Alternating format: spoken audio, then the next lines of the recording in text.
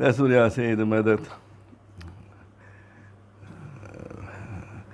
Mögen die himmlischen Sphären uns unterstützen. Weisheit, Quellen Gottes mögen uns unterstützen. Die Weisen mögen mit uns sein. Wir sind in eine Welt hineingeschickt, wo Ton und Bild herrscht. Ohne Bild und ohne Ton ist in dieser Welt nichts zu sehen und nichts zu hören und auch nicht zu leben. Bild und Ton macht das Leben auf Erden zum Leben. Wir sind in einer Welt des Zeugnisses. Was wir sehen, was wir hören, nach dem, was wir sehen und was wir hören, gehen wir, denken wir, wissen wir und leben wir. Doch es ist nicht alles so, wie wir hören, wie wir sehen. Vielleicht das, was wir nicht sehen und hören, ist etwas ganz anderes, als was wir sehen und hören.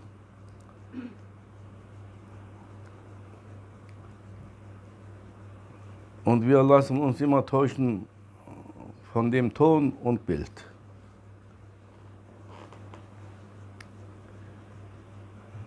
Aber was sich immer verändert, der Ton, das Bild, man kann sich nicht darauf verlassen, Haji Ahmed Efendi.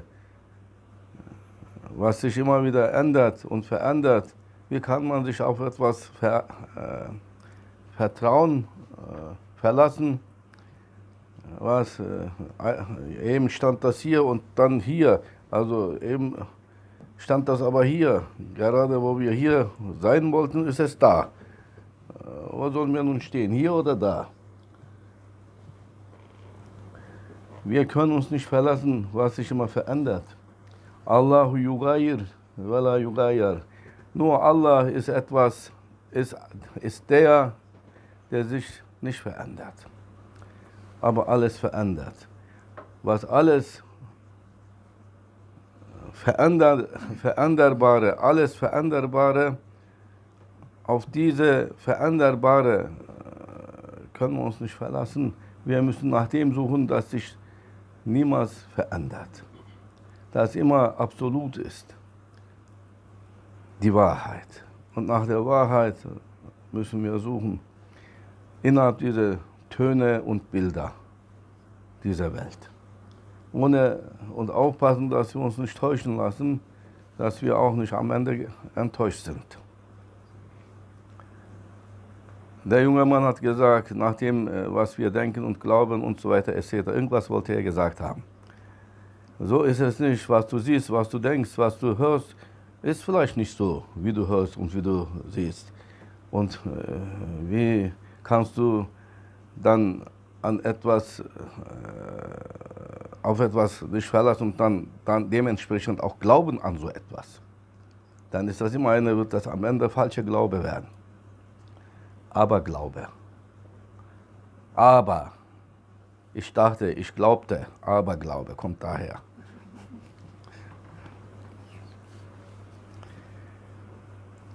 Scharia, das ist das Fundament und das ist das Leben auf Erden. Scharia bedeutet nicht Tod und Mordschlag, wenn man zu hören bekommt. Scharia ist das Gesetz Gottes. Und das Gesetz Gottes auf Erden ist nach Ton und Bild. Wie man sieht, wie man hört, entscheidet man. Auch vor dem Gericht, was man sieht, was man gehört hat, nicht mal was man gehört, was man gesehen hat, ist wichtiger. Zeugnis legen, also Zeuge sein. Zeuge über eine Sache sein. Und dementsprechend richtet man, entscheidet man. Oder verurteilt man. Aber ist das wirklich so, wie man gesehen hat? Das ist die Frage, Haji Ahmed Efendi. Oder gehört hat? Ist alles richtig, was man hört und sieht? Was ist da drin in einem Menschen? Was passiert da in dem Menschen drin? Was ist die Absicht? Die Ikhlas, die Aufrichtigkeit in einem Menschen, was er macht, ein Mensch, es kann sein, dass er sich falsch verhält, aber was ist die Absicht und ist die Absicht eine andere gewesen als der Tat? Nach dem Tat verurteilt man diesen Menschen, aber was ist mit dem Absicht? Vielleicht war die Absicht eine gute und dieser Mensch war eine aufrichtige, aber der Tat war eine falsche. Weil in dem Menschen gibt es zwei von ihm und die sind sich noch nicht einstimmig. Die Absicht und der Tat, sie sind sich noch nicht einstimmig. Musa a.s., Moses, Josef haben wir schon hier. Ja, siehst du, Moses. Musa a.s. war auf einer Reise und er sah einen Hirten, der irgendwas vor sich hin murmelte. Er schleichte sich heran, hinter einem Busch versteckte er sich und dann wollte lauschen.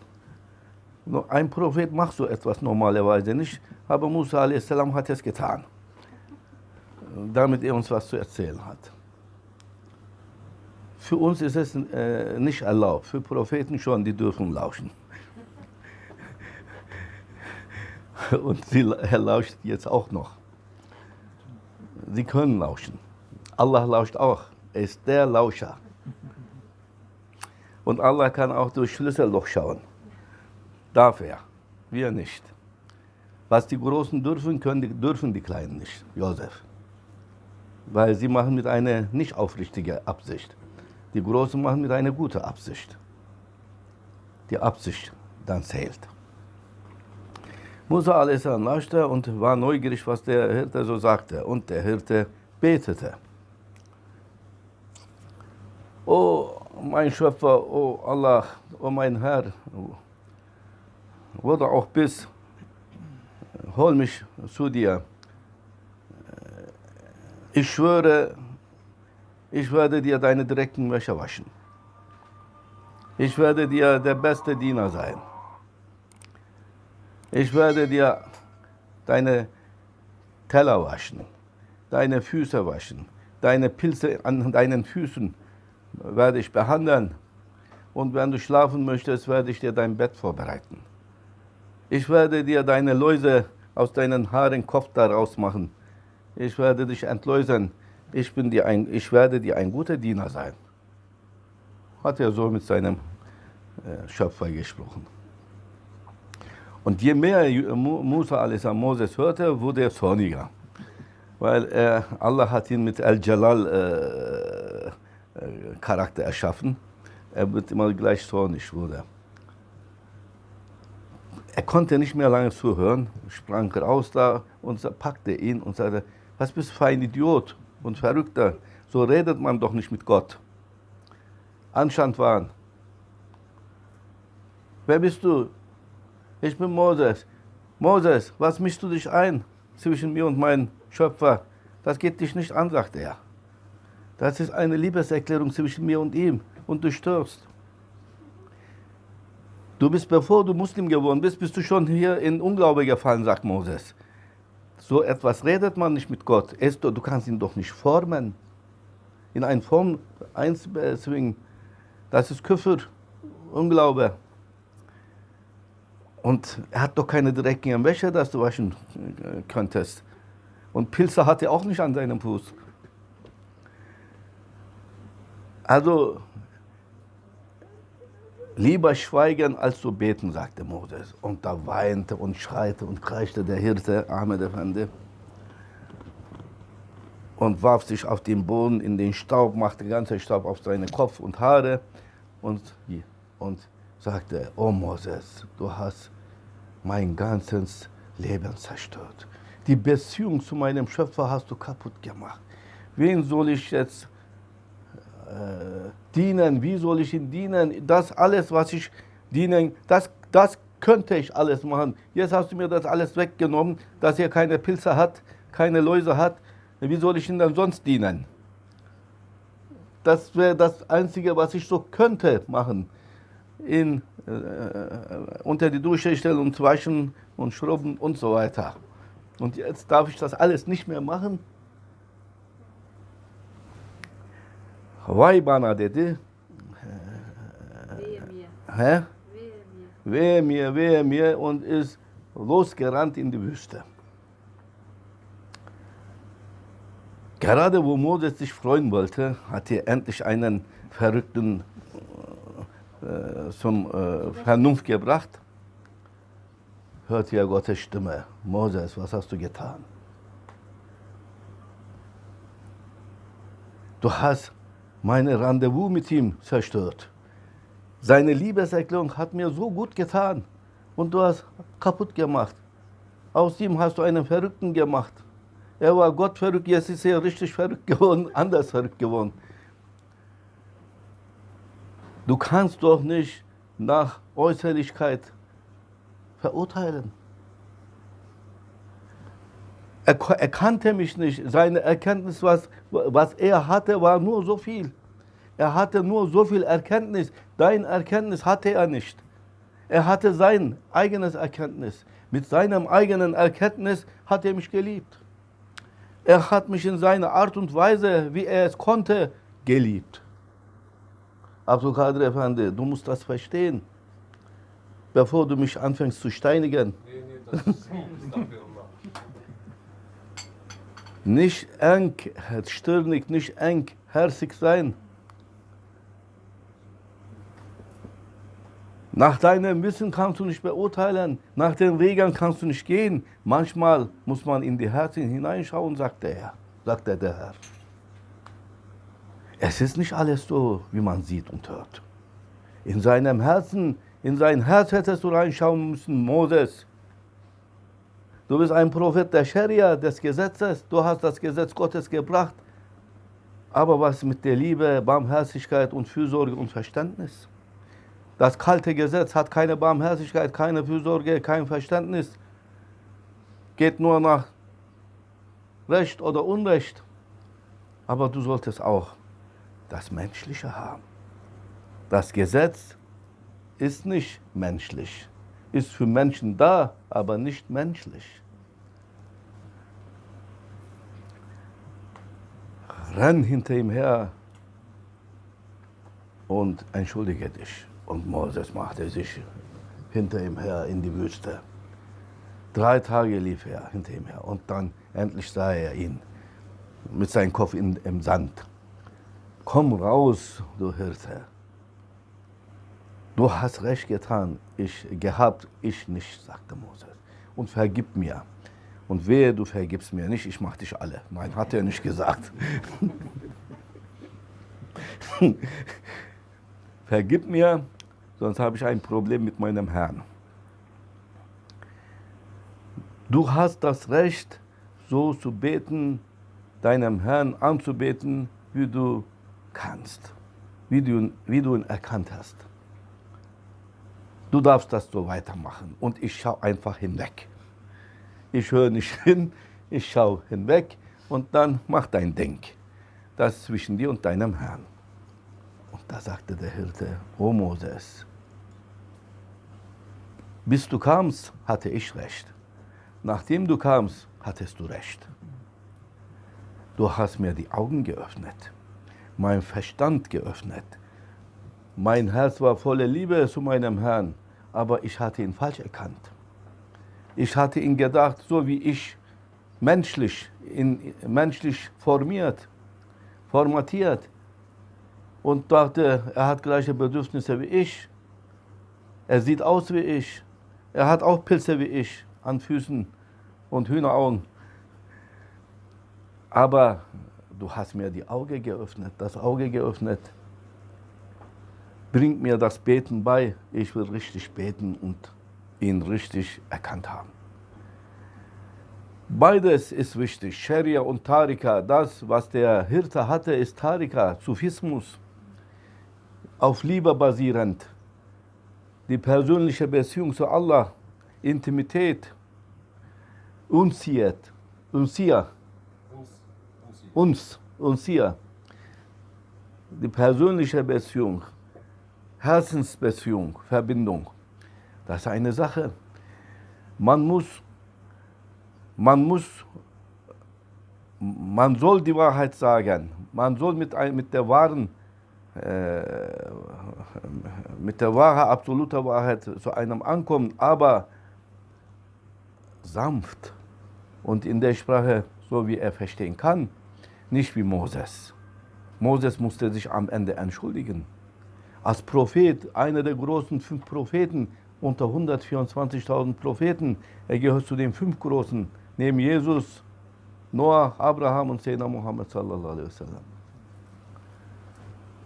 Hat er sich entschuldigen müssen, weil er kein Tarikat-Wissen hatte. Sayyidina Musa alaihi salam, Moses, hatte kein Sufismuswissen. Er hatte das Herzenswissen noch nicht. Er war der Prophet des Gesetzes, des Wissens. Und Moses musste viel lernen und sein Studium hat er bei Hizr a.s. abgeschlossen. Wir fahren nach, alle wundern sich, viele wundern sich, auch in unserer Gemeinschaft, warum ich so oft nach Indien gegangen bin oder gereist bin. So viele Götzenanbeter da. Aus den Elefanten haben sie Gott gemacht und so weiter. Ich habe Verständnis für sie. Ich habe Verständnis für sie und eine Barmherzigkeit. Das ist das, wie sie ihren Gott, den Schöpfer, kennen.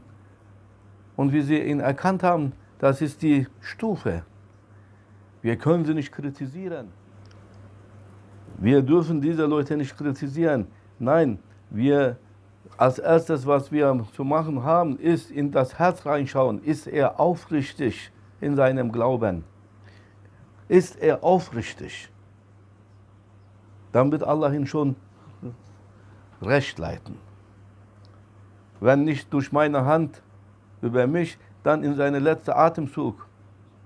Wenn sie recht geleitet werden, wenn sie aufrichtig sind. Das ist zwischen ihnen und dem Schöpfer. Wir dürfen sie nicht kritisieren.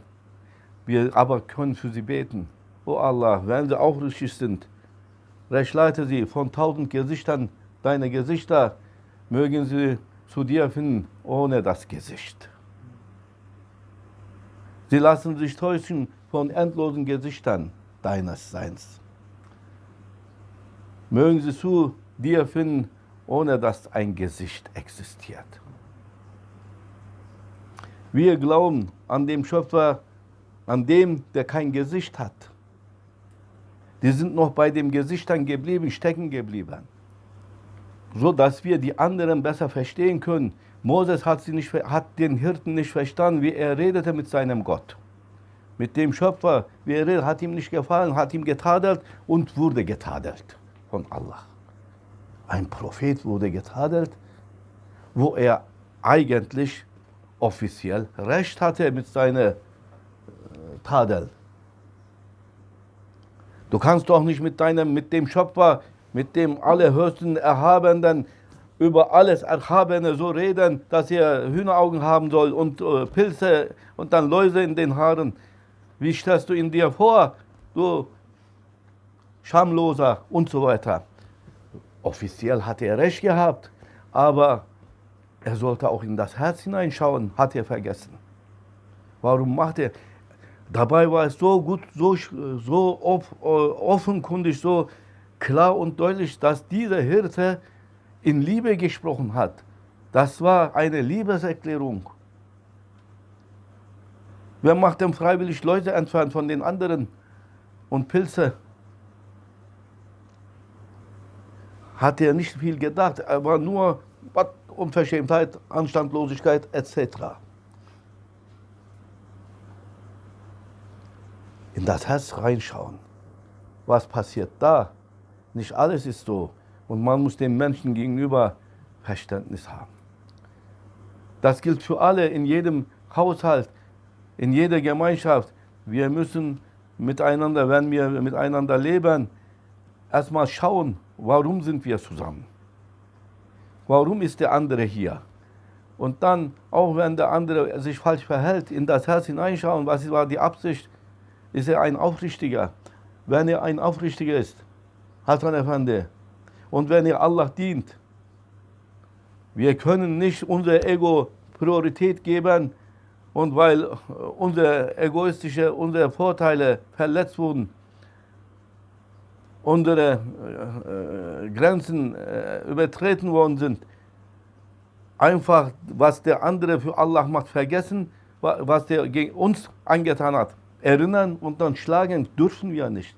Allah hat Priorität. Die anderen, was der andere mit mir macht, mit meinem Ego, mich verletzt oder ist unwichtig, dient er dem Herrn?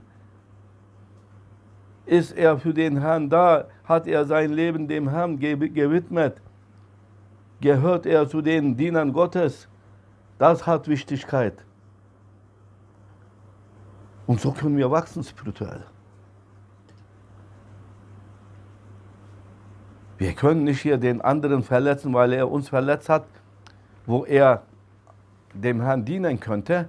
Und wir haben ihn dann, indem wir ihn verletzt haben oder vertrieben haben, haben ihn gestoppt, blockiert, sabotiert und vertrieben. Denkst du, Allah ist dann zufrieden mit uns?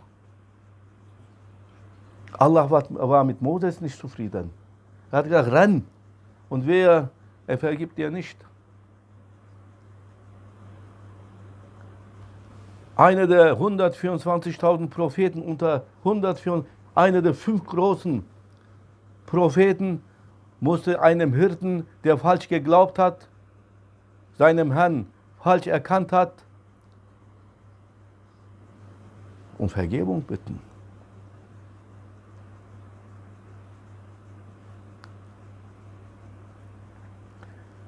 Es ist nicht alles so, wie wir sehen und hören. Wir müssen beides zusammen, unser Verstand, unser Wissen mit dem Herzen verbinden. Und mit was geht da her in dem Herzen des Menschen? Ist er ein Aufrichtiger? Wenn er nicht ein Aufrichtiger wäre oder gute Absicht hätte, warum ist er hier? Er kann auch woanders sein. Man ist frei. Hier ist niemand ein Sklave. Gehen und kommen ist frei.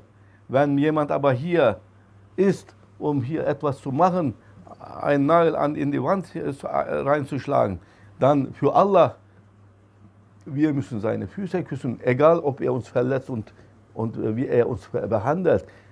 Hauptsache, er soll diese einen Nagel in die Wand im Namen Gottes schlagen, Hasan Efendi. Das ist wichtig.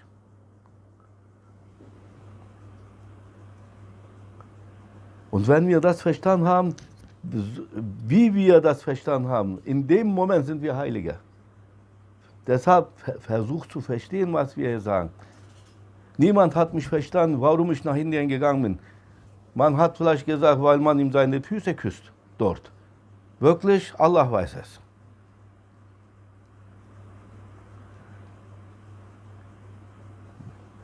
Die Menschen sind gläubige Menschen. Auch wenn sie falsch glauben, sind sie gläubig. Das ist etwas Wertvolles, dass sie glauben, dass sie nicht eitel sind und stolz sind.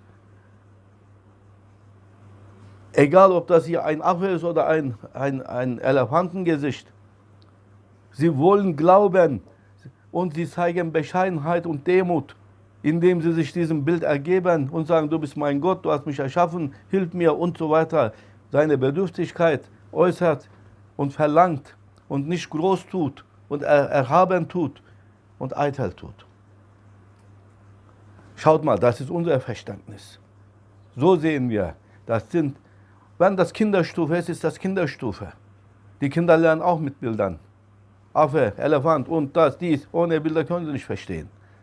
Na, dann ist das Kinderstufe, aber die wollen lernen. Und wenn sie aufrichtig sind, dann bin ich genau richtig an dem Platz. Vielleicht brauchen sie nur einen Anstoß, wie bei Moses. Dieser Hirte, was hat er gesagt? Vor dir hatte ich recht, nach dir hast du recht gehabt. Und deshalb belehr mich. Jetzt bin ich soweit. Ich will meinen Schöpfer richtig erkannt haben. Na dann, vergiss alle Gesichter.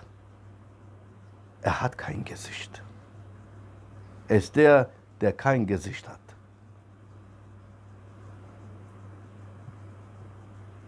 Möge Allah uns die Herzen öffnen und mit Herzen, Augen schauen lassen, mit Herzen, Ohren hören lassen. Das ist die Perle, Hacı Ahmed Efendi, ist in der Tiefe versteckt. Und deshalb, man muss von der materiellen Welt in das Welt des Herzens, in die Welt des Herzens rein. Das ist erste Stufe, Kalb, Ruh, Sir, Hafi und so weiter. So geht das weiter. Abdul Kadir Efendi kennt sich besser aus. Kalb, das ist das Ozean Gottes. Und da sind die Perlen versteckt. Da muss man eintauchen in diese Ozean des Gottes. Da sind die Perlen. Das äußere Augen, Kopfaugen, Kopfohren, dass wir mit Kopfaugen hören, sehen und Kopfohren hören, das ist die Schale des Muschels. Das ist nur Oberfläche und hat nichts zu sagen. Wir müssen diese Schale knacken.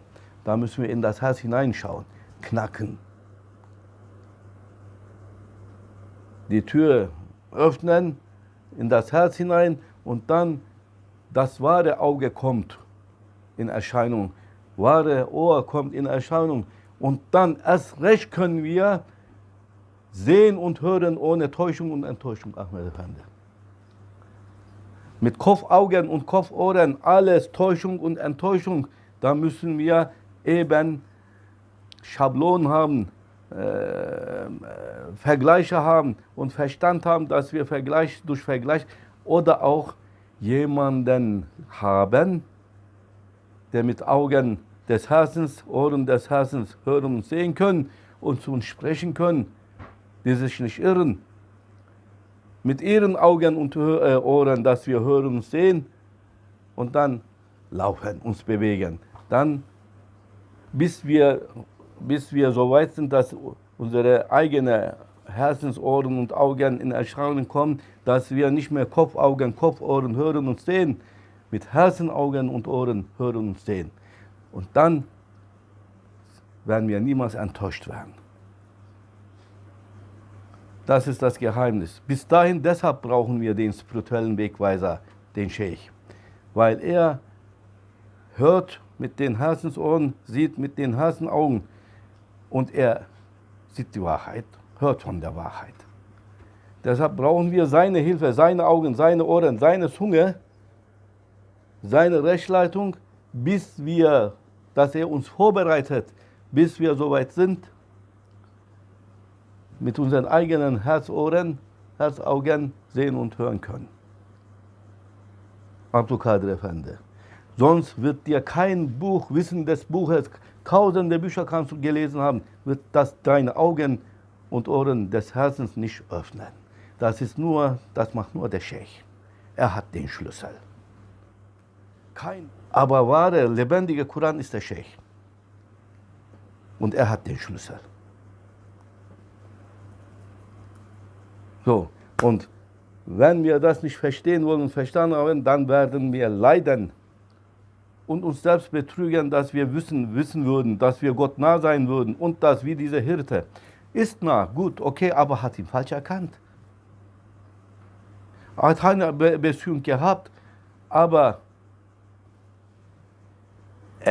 die Ehre hatte er nicht. Die Ehre ist, ihn richtig zu erkennen. Er hat ihn innerhalb seines Küffers geliebt. Bevor er Muslim geworden ist, ist er in Unglaube gefallen, aber weil er aufrichtig war und Liebe in seinem Herzen hatte, diese Liebesbeziehung hat ihn gerettet. Und diese Liebe zu Allah und Aufrichtigkeit hat ihn zum rechten Weg geführt. Über Moses. Moses musste von ihm lernen, er musste von Moses lernen.